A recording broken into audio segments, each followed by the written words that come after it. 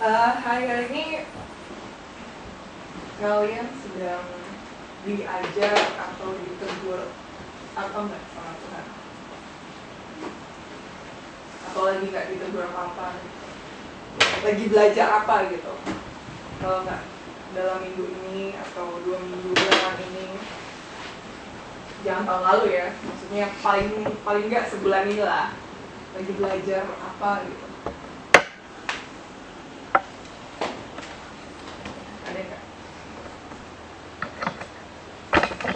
Jadi gue kasih waktu 3 menit deh untuk pikir. Ada dong. Banyak. Setiap hari juga diajarin. Gue sih banyak sih gitu. Cuman sebelum gue cerita, gue mau dengar dari kalian sih. Kira-kira satu aja yang paling nyantol gitu, yang bekas, yang bisa memberkati, sharingkan ke kita.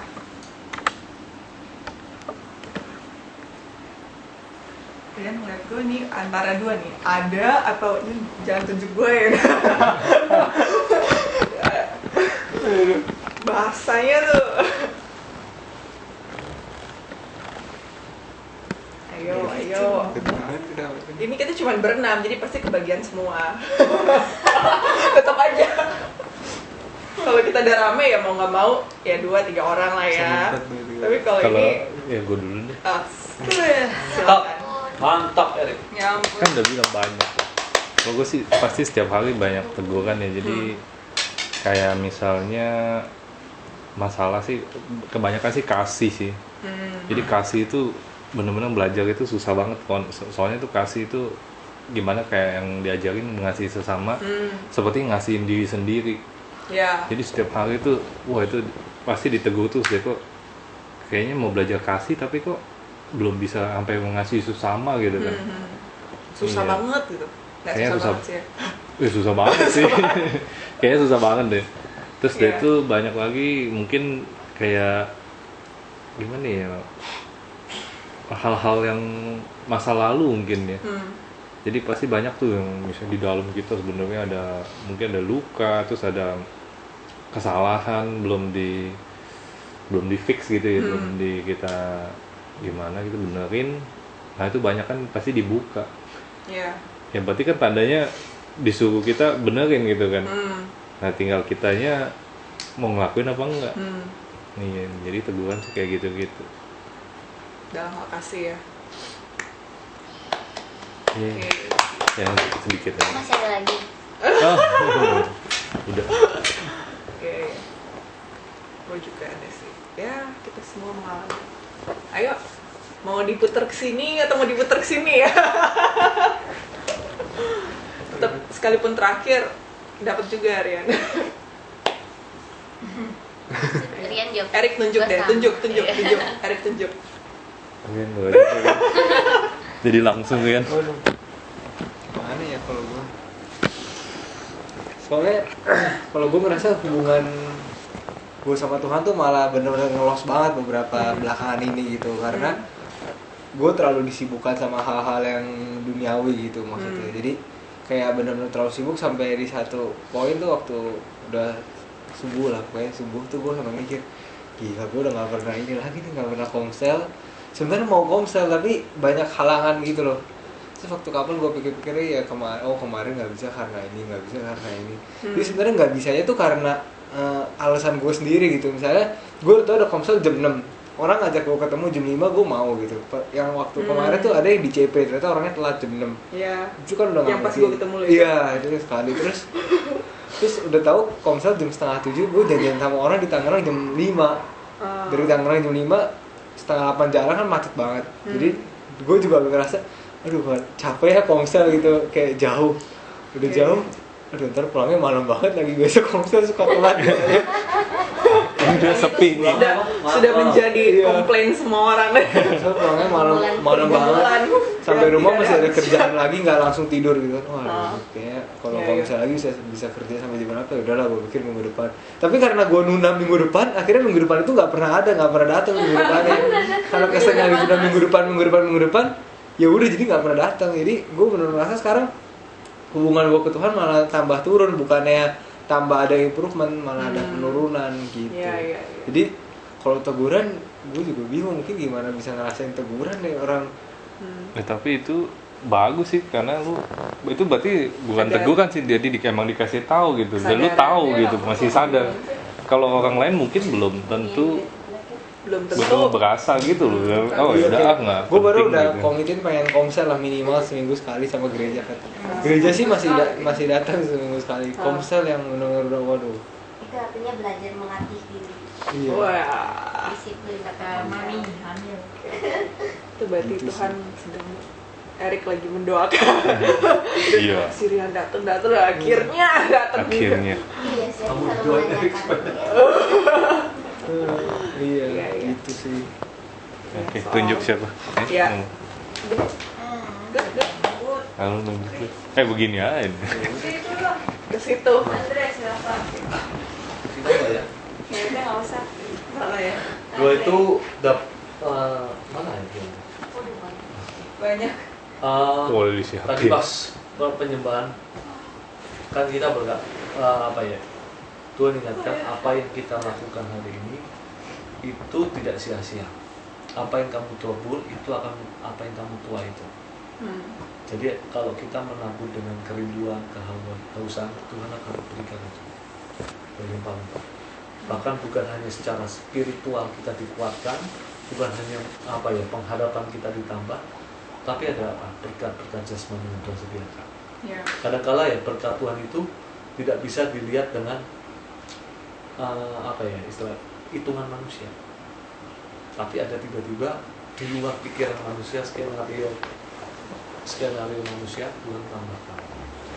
Terus yang kedua, gue belajar mengenai ini mengenai didikan sih. Bulan ini tuh gue belajar mengenai didikan.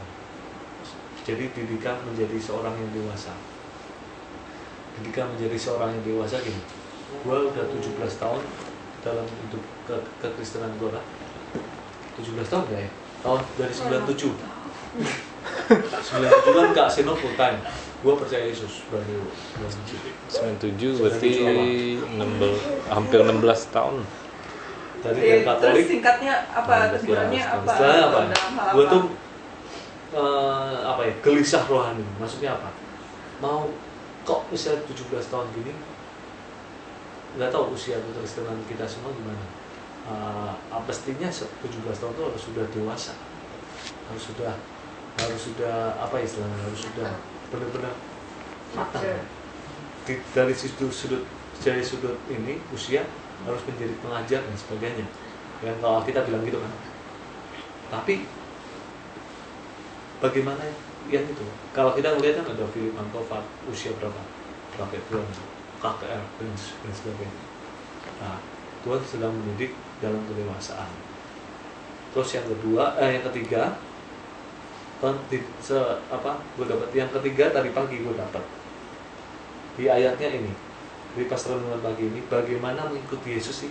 Gue lagi gali nih, bagaimana sih cara mengasihi Yesus? Bagaimana cara ini? Nah, tadi waktu pagi doa, gue nanya satu gini, perkataan ayat, barang siapa mengasihi nyawanya lebih daripada aku, dia tidak layak bagiku. Ada Bible nggak? Bacain. Matius 10. Bacain aja lah. Matius 10 ayat 34. Judulnya itu apa? Bagaimana mengikuti Yesus. Ya kan? 34-nya bilang apa? Jangan kamu menyangka bahwa aku datang untuk membawa damai di atas bumi. Aku datang untuk membawa apa? Bukan membawa damai, tapi apa? Pedang. Kontradiksi kan?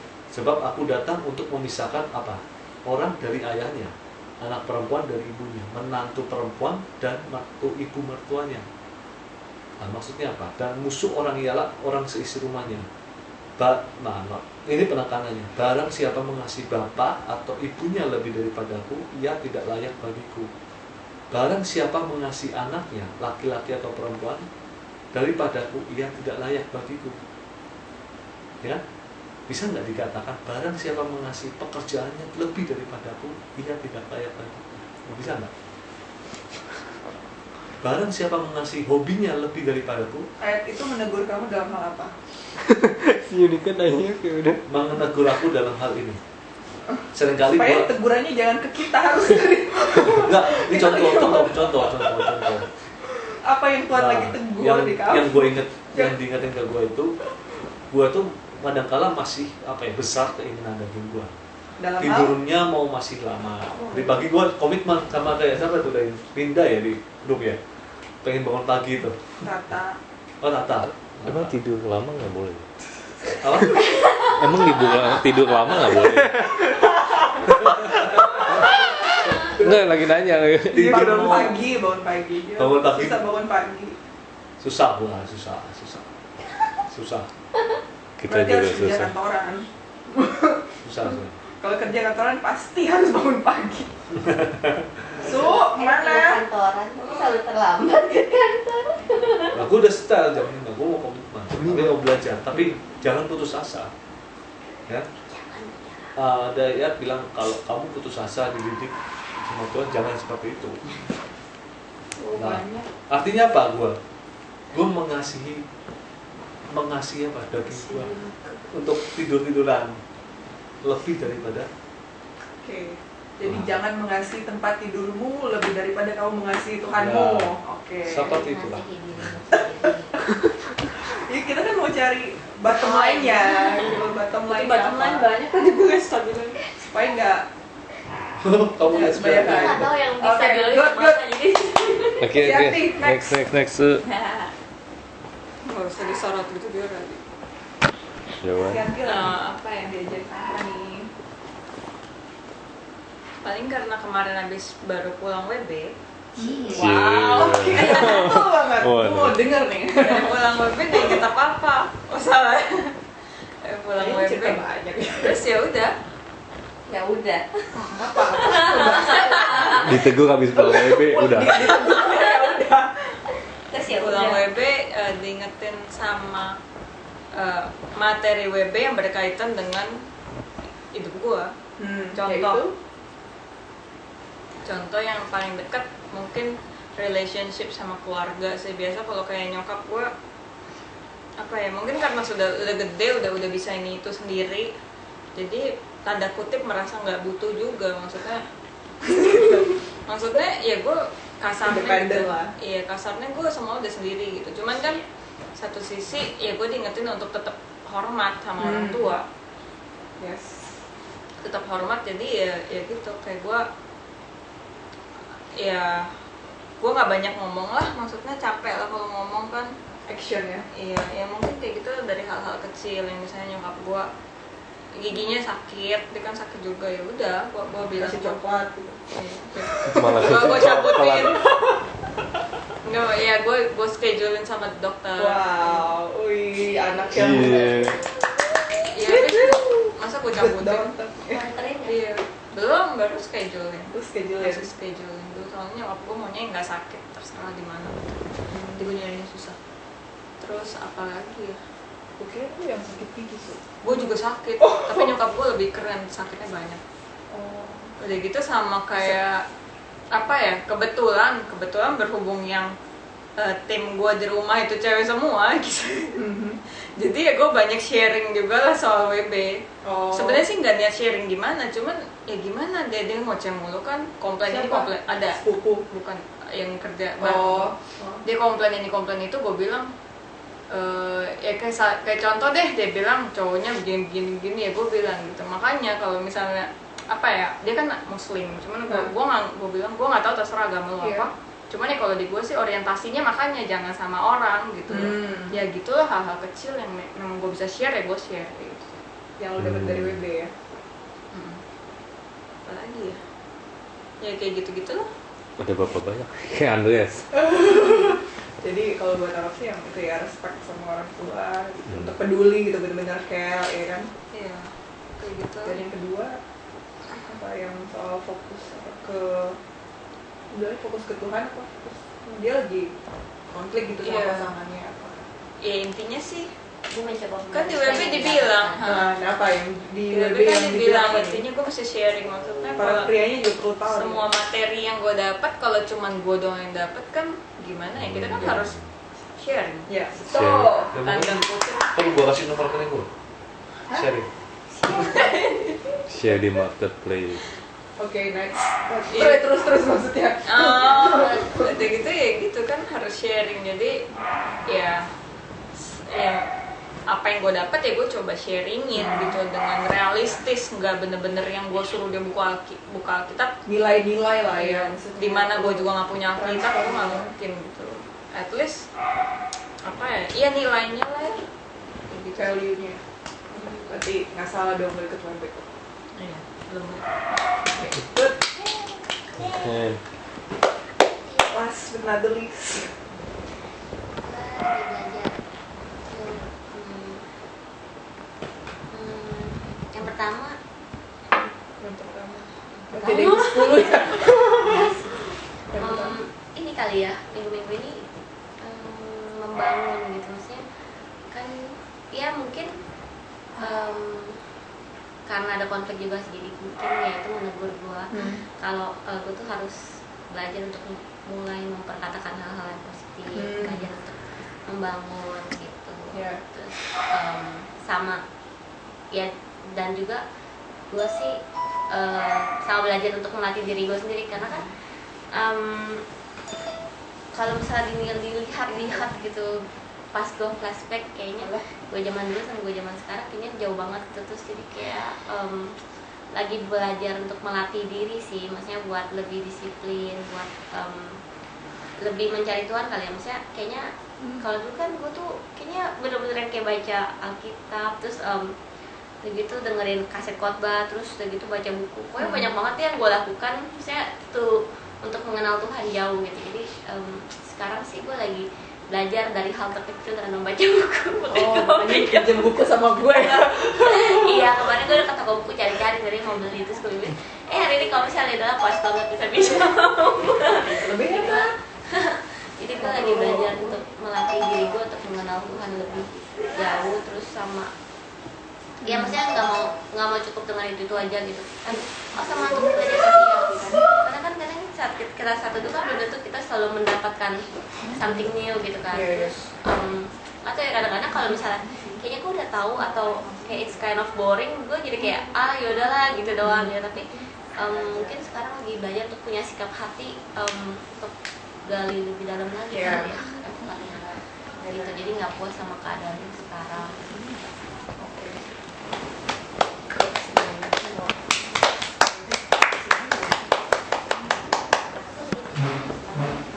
Iya. Gue sih minggu ini ya ada yang banyak sih didikan dan teguran. Salah duanya udah gue share di grup kan. Kalau gue masih berbicara soal didikan ya. Kalau gue kan, gue bisa dibilang berasal dari keluarga yang dysfunction ya. Maksudnya bokap gue tuh yang seharusnya mendidik gue dengan benar, itu malah sangat-sangat memanjakan hidup gue gitu. Dan pokoknya semuanya boleh, nggak ada larangan gitu. Dari gue kecil sampai gue SMP lah ya, itu pokoknya gue nggak pernah dengar ada larangan gitu dari bokap gue. Sebaliknya kalau nyokap gue itu keras, selalu yang ngedidik, yang marahin gue tuh pasti nyokap. Dan gue tuh takut sama nyokap. Tapi gue tahu kalau misalnya nyokap gue marah, gue tahu siapa yang bisa bela gue, pasti bokap gue. Jadi kalau nyokap gue marahin gue pasti lari ke bokap. Ya pasti gue dibelain. Nyokap gue yang dimarahin. Nah, dalam pikiran gue tuh waktu kecil sih, sampai gue belum mengenal Tuhan, yang baik itu bokap gue, sedangkan yang jahat itu nyokap. Karena yang selalu nurutin apa maunya gue itu bokap. Sedangkan yang selalu bilang enggak boleh ini, nggak boleh itu, nggak boleh ini, nggak boleh itu, harus begini, harus begitu tuh nyokap. Jadi menurut gue yang jahat itu nyokap gue. Nah, mindset gue ini berubah setelah gue SMA dan semakin dibari pada saat gue terima Tuhan. Nah, itu berubah sejak gue kenal Tuhan. Awalnya gue memang pas awal-awal gue kenal Tuhan tuh gue agak takut juga gitu sama Tuhan. Karena pengenalan gue akan Tuhan kan masih sangat dangkal gitu. Gue kira Tuhan itu sebegitu menakutkan gitu, seperti nyokap gue lah gitu. Jadi kalau ada salah, kayaknya Tuhan tuh scary lah menurut gue.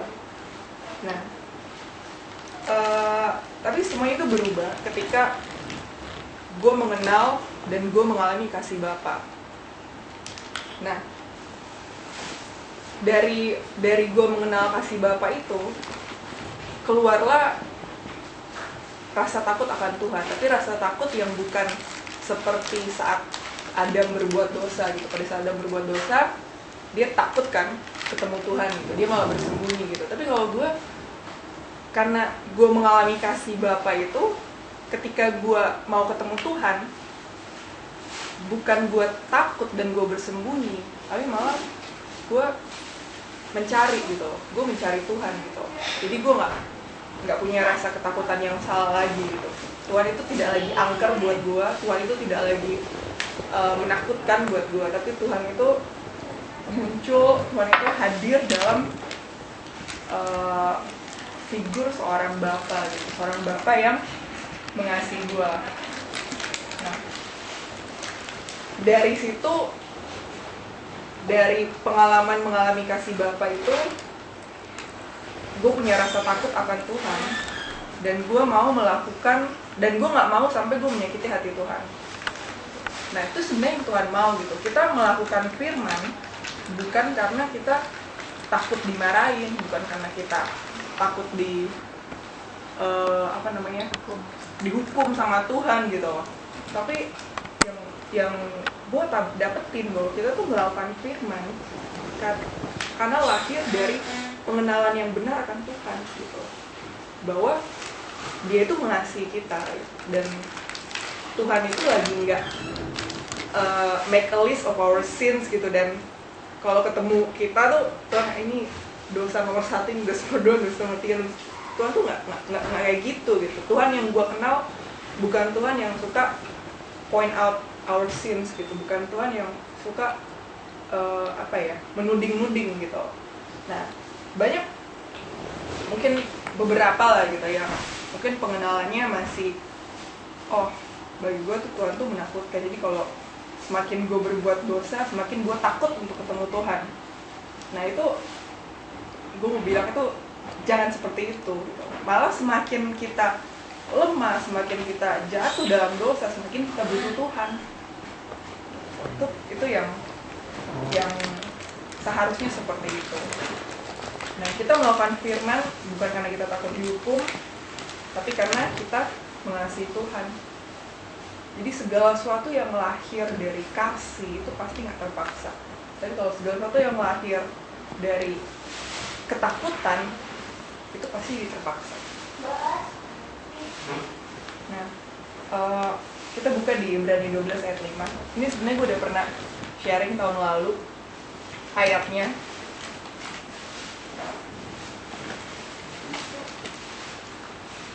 Ibrani 12. Udah kita.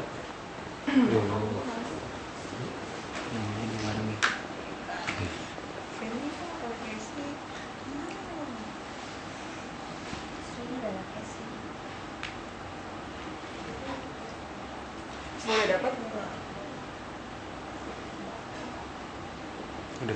Oke. Kita baca bersama-sama ya. Ibrani 12 ayat 5 sampai dengan 11. Ibrani 12 ayat 5 sampai dengan 11. Kita baca 3, 2, 1. Dan sudah lupakah kamu akan nasihat yang berbicara kepada kamu seperti kepada anak-anak? Hai anakku, janganlah anggap enteng didikan Tuhan, dan janganlah putus asa apabila kau diingatkannya. karena Tuhan menghajar orang yang dikasihinya, dan Dia menyesah orang yang diakuinya sebagai anak. Jika kamu harus menanggung ganjaran, Allah memperlakukan kamu seperti anak. Di manakah terdapat anak yang tidak dihajar oleh ayahnya? Tetapi jikalau kamu bebas dari ganjaran yang harus diderita setiap orang, maka kamu bukanlah anak, tetapi anak-anak gampang.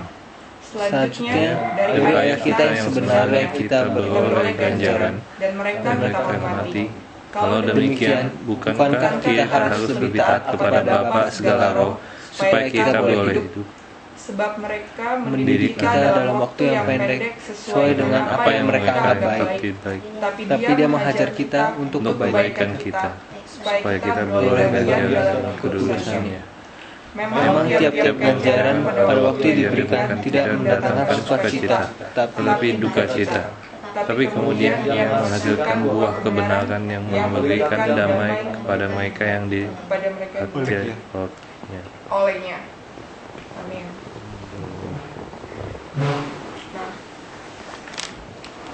Nah, dari ayat ini, menurut kalian, mengapa Tuhan itu menegur kita? Mengapa Tuhan menegur atau mendidik kita?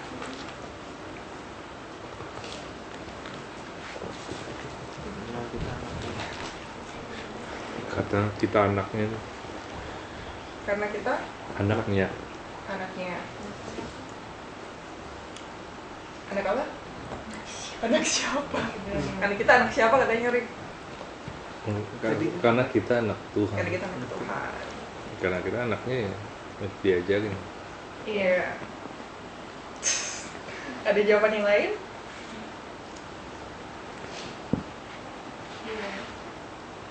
Karena Tuhan mengasihi kita.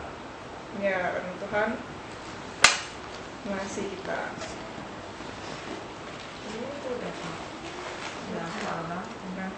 Udah apa? Hafal banget. Wah, coba dibaca sebelum melihat, tanpa melihat. Nah, jadi jelas ya firman-Nya ya di ayat 6, Ibrani 12:6. Karena Tuhan menghajar orang yang dikasihinya, dan Ia menyesah orang yang diakuinya sebagai anak. Jadi mengapa Tuhan menegur kita itu? Karena Tuhan mengasihi kita dan mengakui kita sebagai anak. Kalau Dia nggak mengakui kita sebagai anak, kita mau salah, ya dibiarin aja gitu. Kita mau berbuat dosa, ya terus lagi berbuat dosa. Kita bodoh gitu. Ya karena gue nggak peduli, kita nggak sayang gitu. Ya beda sama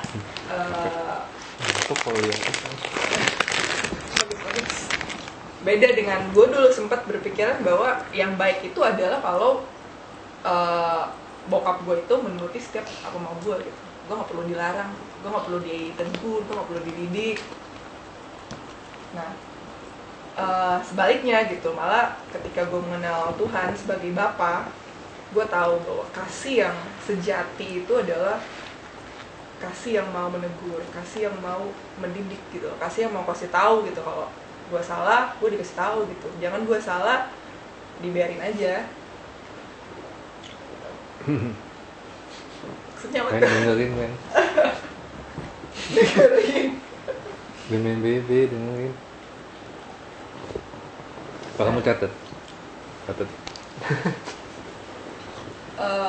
Berbicara mengenai teguran sih ini, gue sebenarnya kita punya konsep yang benar ya, maksudnya karena real community itu adalah bukan komunitas yang hanya sekedar saling memberikan pujian, komunitas yang hanya bukan sekedar ya yang baik-baik aja gitu loh diomongin gitu, tapi real relationship, real community itu adalah di dalam itu pasti ada teguran gitu. Yang pasti tegurannya harus sesuai firman gitu, bukan teguran yang mengada-ngada atau teguran yang egois gitu. Nah, dalam hidup gue sendiri, gue memang jarang ditegur orang secara pribadi. Tuhan sering menegur gue secara langsung sih. Dan tapi 2-3 tahun belakangan ini sejak gue masuk I2S, gue join di I2S, gue kenal yang namanya pemuritan, dan gue dimuritin gitu sama Ciweling Stenko. Tuhan selalu pakai dia untuk menegur gue, dan gue bersyukur banget. Maksudnya itu gue nggak pernah temukan gitu loh di orang lain gitu. Even di keluarga gue gitu. Apalagi bahwa bokap gue aja tuh nggak pernah negur gue. Bokap gue aja yang jelas-jelas adalah otoritas gue itu nggak ngelarang-larang gue, nggak marah-marahin gue gitu. Terus apa hak orang lain gitu loh untuk negur hidup gue? Ya nggak berhak gitu. Bokap gue aja nggak negur gue gitu ya.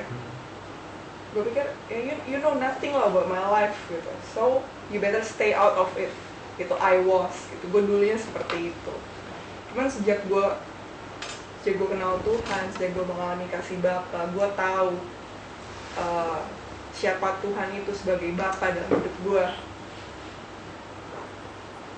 Gue jadi punya sikap hati yang benar bahwa teguran itu kalau memang sesuai dengan firman, dan itu berasal dari orang yang memang punya otoritas untuk itu baik buat gue. Nah, and worse gitu dulunya sih, gue bahkan kalau gue ditegur itu gue diam, gue dengerin gitu, tapi gue nggak lakuin. Itu lebih parahnya lagi ya. Tapi everything was changed when I met God, and gue ngalamin kasih Tuhan.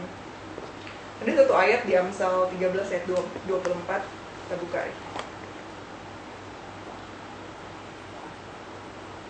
Amsal 13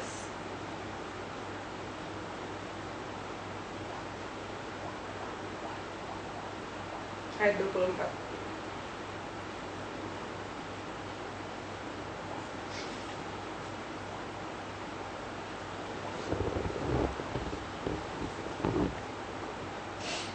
Ada yang udah ketemu?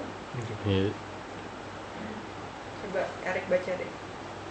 Siapa tidak menggunakan tongkat benci kepada anaknya, tetapi siapa mengasihi anaknya menghajar dia pada waktunya. Nah, ini ayat nggak perlu dijelaskan lagi sih. Jadi jelas-jelas ya, siapa tidak menggunakan tongkat. Tongkat itu kan berbicara didikan ya. Itu firman Tuhan bilang benci kepada anaknya. Tapi siapa mengasihi anaknya menghajar dia pada waktunya. Gue mungkin nggak dapetin ini dulu pada saat gue dibesarkan sama bokap gue. Tapi mungkin ya kalau misalnya ada di antara kalian yang mungkin punya bokap di dunia ini yang sama seperti gue gitu, kita nggak usah blame our dad gitu. Kita nggak usah menyalahkan, oh ya yang salah berarti bokap dong, bukan gue gitu kan. Tapi karena mereka mungkin belum kenal kebenaran gitu kan. Cuman let us look at the positive side gitu, bahwa ada Bapa di surga yang mengasihi kita dan yang mau mendidik kita gitu. Jadi kita semua udah punya satu pemahaman ya, bahwa kenapa Tuhan mendidik kita, kenapa Tuhan menegur kita, adalah karena kita ini diakui sebagai anak, dan karena Tuhan mengasihi kita. Nah, lebih lanjut, mari kita mau belajar sikap hati dan tindakan yang benar ketika kita ditegur atau dididik sama Tuhan. Kita buka di 2 Samuel 12 ayat 1 sampai 25. 2 Samuel 12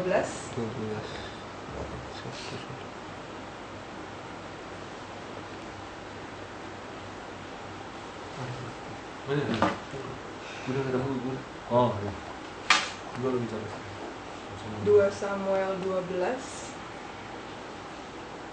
ayat 1 sampai 25. Lu tau caranya? Ayat 21 ya? Ayat 1 sampai dengan 25. 1 dulu. Ya, itu sampai 25 ya. Yes. Sampai 2. Betul sekali. Soalnya Ya, ini bacain. enggak, kita baca masing-masing. Masing-masing. Baca sendiri. Seperti saya mau. Udah, kalau nggak ada nggak apa-apa sih. Nggak usah dipaksa. Ya, Siapa Ada tadi? yang Daud Daud ini apa? Kenapa Daud seperti ini? Enggak. Satu cewek dia suka Em. udah ada suami. Jadi dia mungkin gimana dia? Aku lagi baca juga. Istri itu. Terus Kenapa, Rik? suatu Kencang kan, Rik? suaminya itu pergi perang ditahu di depan. Jadi dia mati. Terus dia kawin sama istrinya. Oh gitu. Ada cerita sedih. Daud Ya. itu sebenarnya Sebelumnya gitu. pintar dia, pintar. Karena dia pintar gitu. Jadi Cerita- gimana ya ceritanya. dapetin istri orang gitu. Oh. Jadi si Bathsheba ini Iya, sebenarnya makanya tiba-tiba baca begini gimana? Lo nggak tahu ceritanya? Gak tahu. Bathsheba itu adalah istri dari panglimanya Daud sebenarnya. Jadi karena si Daud suka itu si Uria ini pada saat perang dia ditempatkan di barisan paling depan gitu biar mati. Jadi benar-benar ya tricky lah, so very. Sebelum dia tempatkan itu, Daud kan suka lihat, ya. Terus kemudian diajak ke kamarnya, hamil lah dia. Itu sesudah. Si Daud kegerannya ngeliat si Bathsheba lagi Hamil dulu baru di. Sama- Wah, ini gimana nih? Uria disuruh mabuk, tidur bareng sama si itu kan? Tidur bareng sama si istrinya, Bathsheba. Iya. Tapi Jadi Uria nggak istri- mau. Iya. Daud pakai strategi lain. Saya bilang ditempatin paling depan dalam bagian perang, ya. Nanti dia ngomong sama orang, kalau udah musuh nyerang, kalian biarin Uria dia di depan sendirian, yang lain balik. Ya, Sendirian kan, mati kan? Mati. Nah, ya, tuh. Ya yang namanya dosa nggak ada dosa besar dosa kecil lah. Kita semua pun pernah berdosa gitu ya. Maksudnya, tapi yang gue mau kita belajar adalah bagaimana kita belajar dari Daud gitu. His attitude pada saat dia berbuat dosa dan pada saat Tuhan tegur dia. Nah, ada 3 hal sih yang kita bisa belajar dari Daud. Pertama apa? Dia menyadari kesalahannya dan minta ampun. Enggak ya? Ya itu yang ya itu betul sih. Tapi yang pertama itu adalah Daud mengaku dosanya. Dia ngaku di ayat 13. Lalu berkatalah Daud kepada Nathan, "Aku sudah berdosa kepada Tuhan." Gitu. Titik. Dia nggak banyak alasan. Orang tuh kalau ngaku dosa kebanyakan alasan juga Pusing Lalu doang. Pusing. alasannya seperti apa? alasan saya Ada bilang. tapi Ya, ada tapinya. Bukan begini karena kamu begini-begini. excuses. Aku Excuse. berdosa pada Tuhan, tapi kan dia nongol di depanku. Tapi dia mandi di depanku. Aku nggak salah Gue lihat. sebenarnya nggak suka, tapi dia yang datang gitu loh. Nggak mau ke Jauh. gereja, nggak mau ketemu orang, takut ditegur, takut dihakimin gitu loh. No.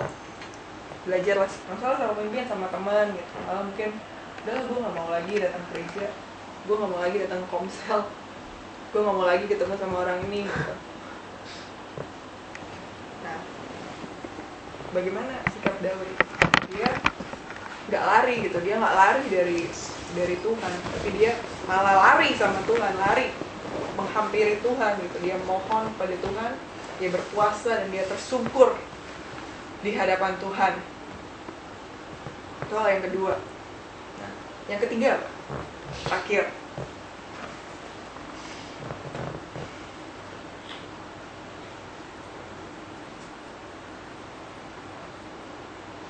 Berhenti berkabung. Berhenti berkabung. Jadi pertama apa? Berhenti berkabung. Yang pertama mengaku dosa. Yang kedua berbalik dan berpuasa. Puasa dan makan. Berhenti berkabung. Yang ketiga, kenapa dia berhenti berkabung? Karena Udah punya anak lagi. Menyerah. Menyerah, Pasrah. pasrah. Karena anaknya konsekuensinya kan anaknya meninggal. Hmm. Terus yang kedua siapa? Oh, gue tahu yang ketiga apa. Kerajaannya jadi pecah kan? Berusaha. Kerajaan jadi pecah. Sekuat tenaga. Itu kakak kelas kamu ya? Kenapa? Berusaha mengandalkan Udah Tuhan. habis ya? Udah habis. Siapapun ini. Ada lagi. Enggak. Yang terakhir itu adalah kebesaran hati. Kalau itu besar hati, dia bisa menerima. Jadi bukan, kalau menurut gue sih ya, maksudnya yang gue dapetin, dia bukannya malah berhenti berkabung karena dia ya udahlah Tuhan udah berhenti berkabung. Bukan karena Tuhan nggak mendengar doanya gitu. Tapi Daud ya ini dia ngomong kan, jawabnya, selagi anak itu hidup, aku berpuasa dan menangis karena pikirku siapa tahu Tuhan mengasihani aku sehingga anak itu tetap hidup. Tapi sekarang ia udah mati, mengapa aku harus berpuasa? Dapatkah aku mengembalikannya lagi? Aku yang akan pergi kepadanya, tapi ia tidak akan kembali kepadaku. Menurut gue ini adalah reaksi paling waras yang seharusnya kita bisa belajar itu. Orang udah mati, ngapain ditangisin gitu? Orang udah pergi, ngapain disesali? Waras dong, iya kan? Dia nggak berlarut-larut gitu loh di dalam kesedihan, nggak berlarut-larut di dalam duka cita gitu loh. Tapi dia normal. Pikirannya tuh menurut gue ini yang paling paling reaksi paling wajar lah. Gue dari dulu baca selalu mikir, kenapa ya si Daud kok bisa begitu terakhir ya? Daripada orang udah mati seminggu ya oke, wajar lah, masih nangis, masih ingat gitu kan. Udah sebulan, oke, masih teringat gitu. Udah setahun, masih juga menangisi. Itu doesn't make any sense. Tapi Daud, dia langsung punya suatu respon yang benar menurut gua. Responnya benar. Jadi memang ya Tuhan sudah membuat keputusan gitu. Ya pada saat Tuhan belum menjatuhkan keputusan itu ya dia masih berusaha gitu. Tapi pada saat Tuhan sudah menjatuhkan keputusan, ya dia berbesar hati gitu. Ya udah, Tuhan sudah memberikan, ya namanya itu keputusan Tuhan yang terbaik. Walaupun memang mendatangkan duka cita. Tadi kan kita udah baca di Ibrani. Pada waktu tiap-tiap ganjaran pada waktu ia diberikan memang mendatangkan duka cita. Tidak langsung mendatangkan sukacita. Mana ada sih orang ketika ditegur ketawa-ketawa, ya orang yang benar ya. Mesti ditegurnya juga yang benar. Ya pasti juga akan merasa gimana gitu pada saat ditegur Tuhan. Kecuali emang udah bebal ya. Ditegur juga udah masa bodoh.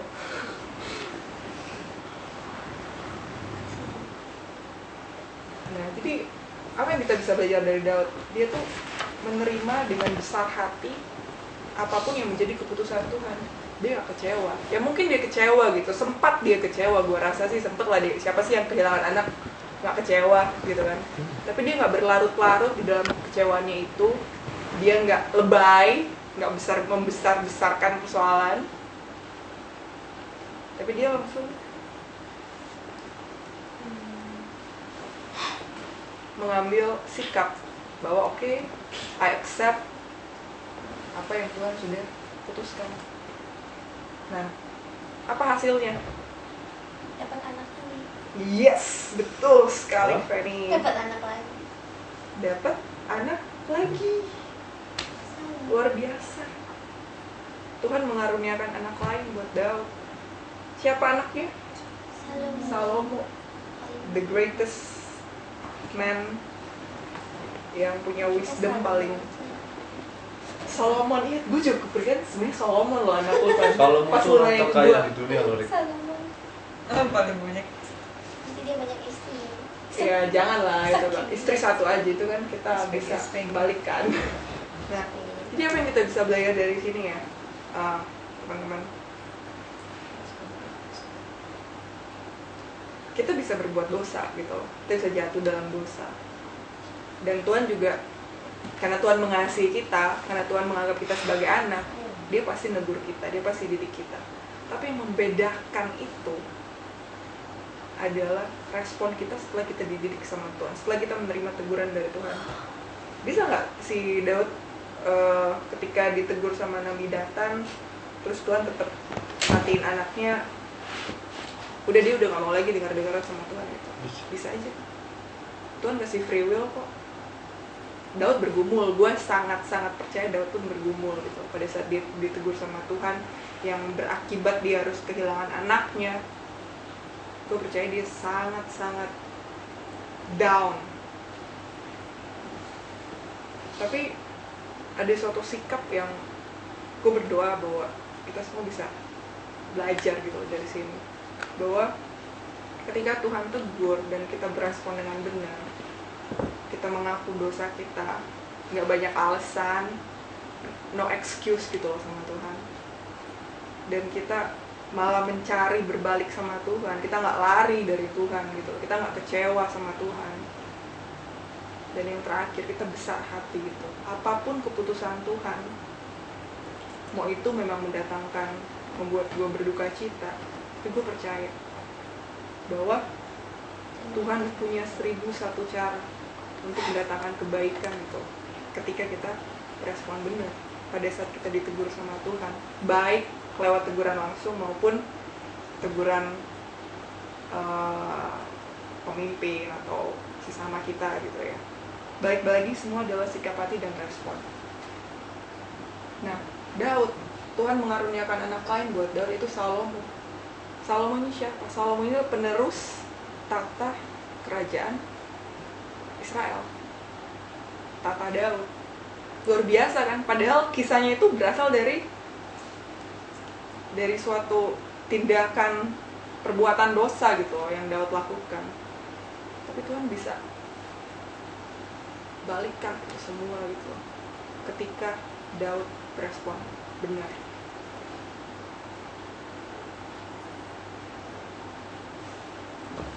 Dan Salomo dikasih Tuhan gitu, bahkan dia dikaruniai hikmat yang luar biasa. So, ketika kita berbuat dosa, semua orang bisa jatuh dalam dosa. Tidak ada, selama masih di dalam daging, we still can make mistakes. Tapi yang membedakan itu adalah, dan udah pasti, karena kita anak Tuhan dan Tuhan mengasihi kita, Tuhan pasti tegur. Gue minggu yang lalu, berapa hari yang lalu sih, gue sampai ngomong tuh sama Tuhan, Tuhan, jangan diemin, maksudnya jangan diemin gue gitu loh. Kalau gue salah, tegur. Gue nggak suka didiemin, maksudnya gue paling nggak tahan lah kalau sehari itu Tuhan nggak ngomong, gue paling nggak tahan. Itu kayak ada something missing in my life, something missing, kayak kurang lengkap gitu loh my life kalau ya entah itu teguran, entah itu nasihat, entah itu ajaran gitu. Gue selalu minta, Tuhan jangan pernah diamin aku, jangan pernah diamin aku. Apa enaknya sih kita diemin pasangan aja juga pasti nggak suka gitu didiemin, ya kan? Sekalipun ya memang ya begitulah. Jadi di Ibrani sebentar. Paling terakhir. Jadi ngerti ya, maksudnya kita punya konsep yang benar gitu. Pada saat kita dididik, itu karena Tuhan mengasihi kita dan Tuhan menganggap kita sebagai anak. Dan bagaimana ketika kita ditegur, kita belajar dari Daud. Yang ketiga, bagaimana cara kita menegur? 2 Timotius 4 ayat 1 sampai 5, ayat terakhir.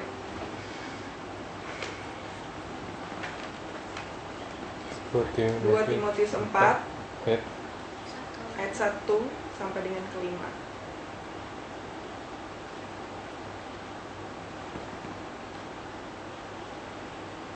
Dua Timotius 4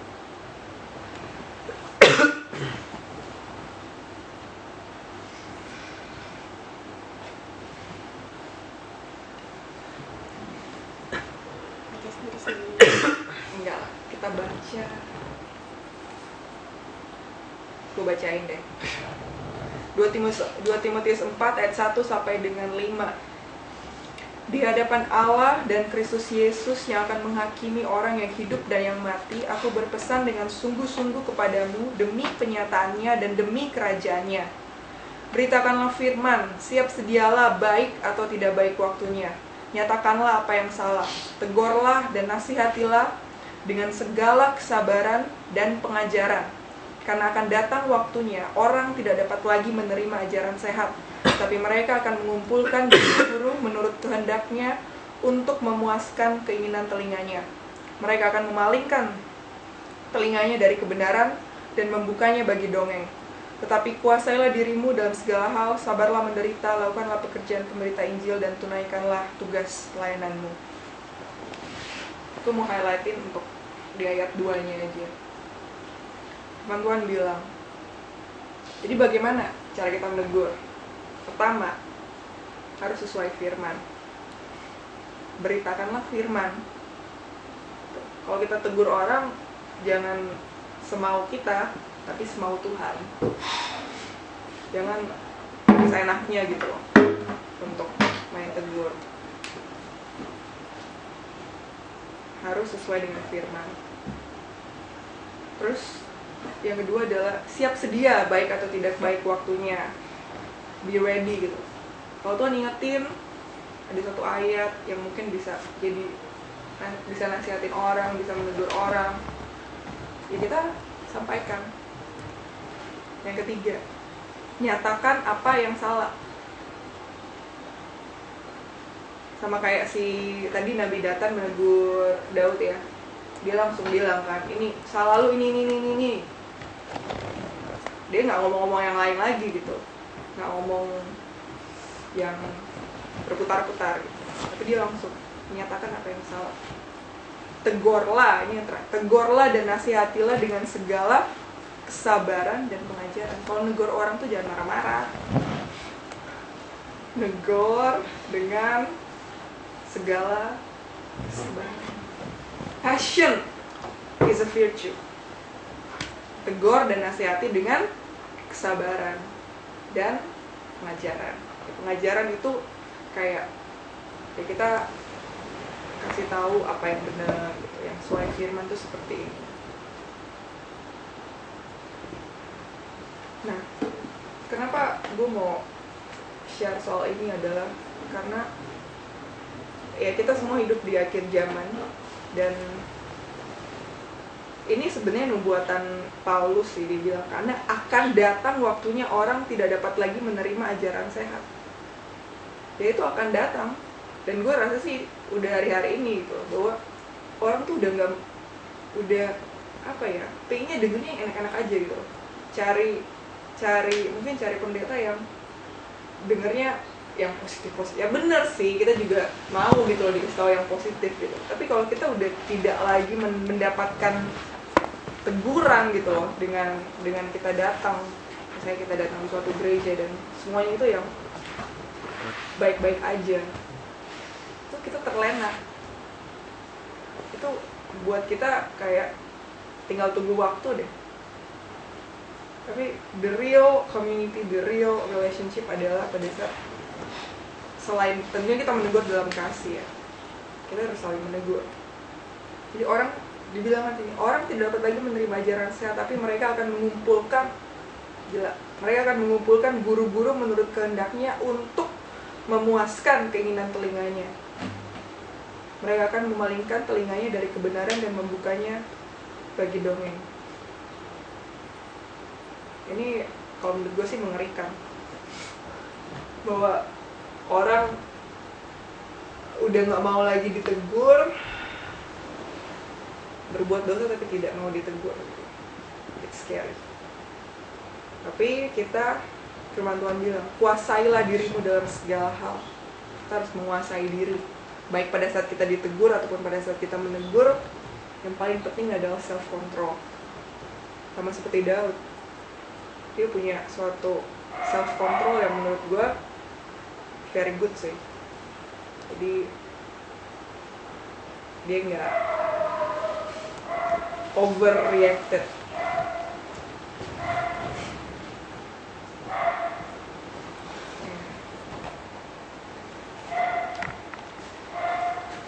Itu aja yang gue mau share.